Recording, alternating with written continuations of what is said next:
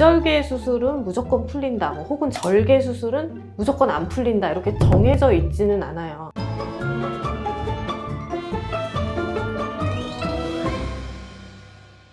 안녕하세요. 다름성형외과 문유진 원장입니다. 오늘은 비절개 눈매 교정 쌍꺼풀 수술에 대해서 이야기를 해보려고 해요.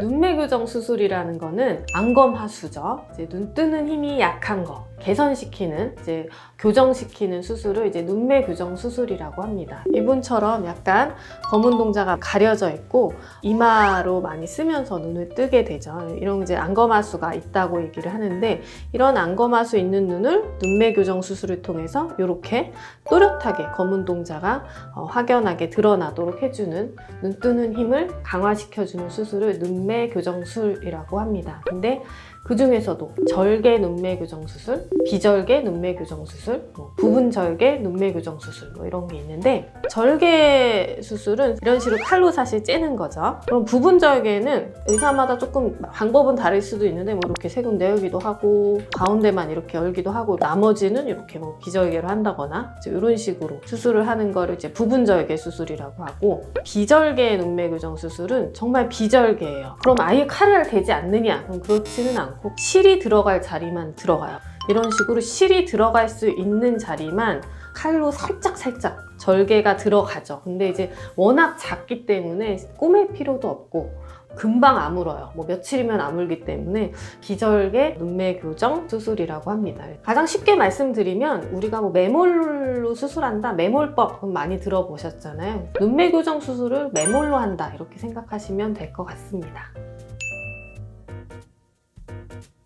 그렇지는 않아요. 사실 비절개로 수술하면 풀릴 것 같은 눈인 경우는 사실 처음부터 그냥 절개 수술을 하시라고 권해드리거든요. 비절개 수술은 무조건 풀린다, 혹은 절개 수술은 무조건 안 풀린다, 이렇게 정해져 있지는 않아요. 절개로 수술해도 풀릴 수도 있고 비절개로 수술해도 30년, 40년 안 풀릴 수도 있어요. 근데 그건 눈에 따라 사실 타고난 부분이 있기 때문에, 가능하면 이제 성형외과 의사로서는 비절개로 했을 때 안 풀릴 것 같은 눈인 경우는 비절개로 추천을 드리기도 하죠.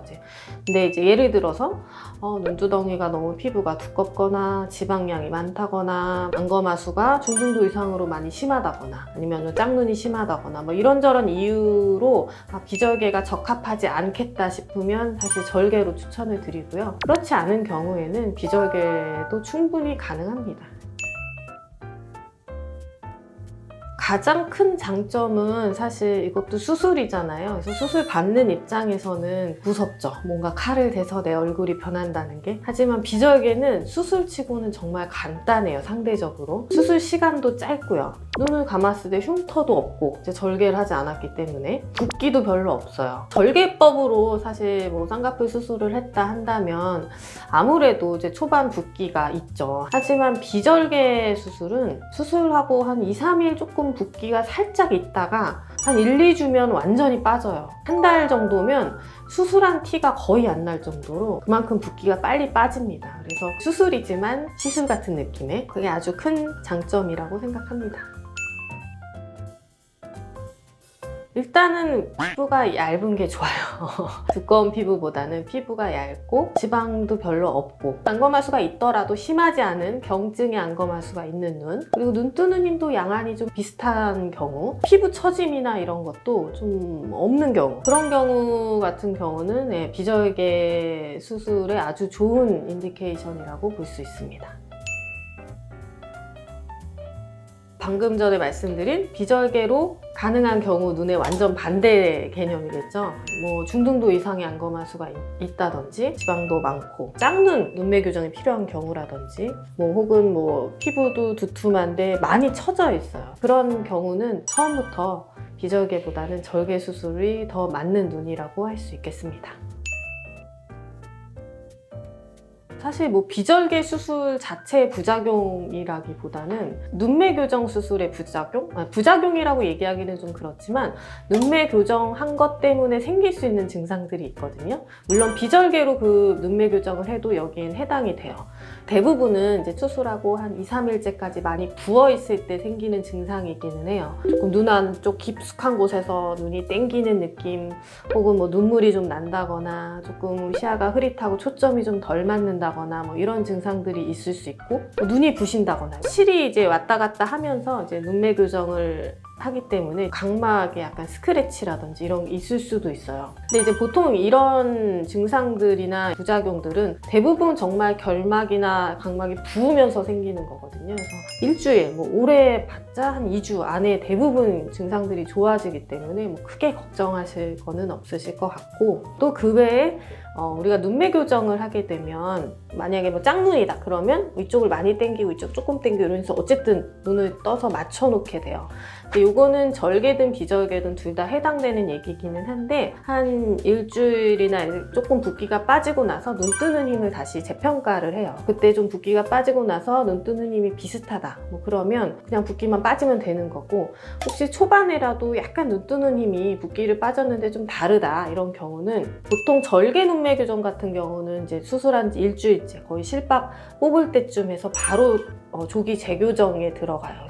아니면 비절개 눈매 교정 같은 경우는 붓기가 더 빠질 때까지 한 달에서 3개월 정도 기다렸다가 눈 뜨는 힘을 재평가해봐서 눈 뜨는 힘이 다르다고 판단이 되면 재교정을 할 수도 있습니다. 그래서 그거는 부작용은 솔직히 아니고 최대한 양쪽을 맞춰놓기는 하는데, 생각보다 눈 뜨는 근육의 힘이나 그런 게 양안이 다르신 분들이 굉장히 많으세요. 그래서 눈매 교정량은 똑같이 했어도 그만큼 한쪽이 약한 근육이다 이러면 사실 조금 눈 뜨는 게 양안이 다를 수가 있거든요. 이제 그런 것 때문에 이제 재교정 할 수 있는 상황도 생길 수 있다, 이렇게 알고 계시면 될 것 같습니다. 네, 그렇게 할 수 있는 경우도 있죠. 일단 중요한 거는 지금 절개로 처음 수술을 했을 때 그 쌍꺼풀 라인이 있을 거 아니에요? 절개로 만든 쌍꺼풀 라인.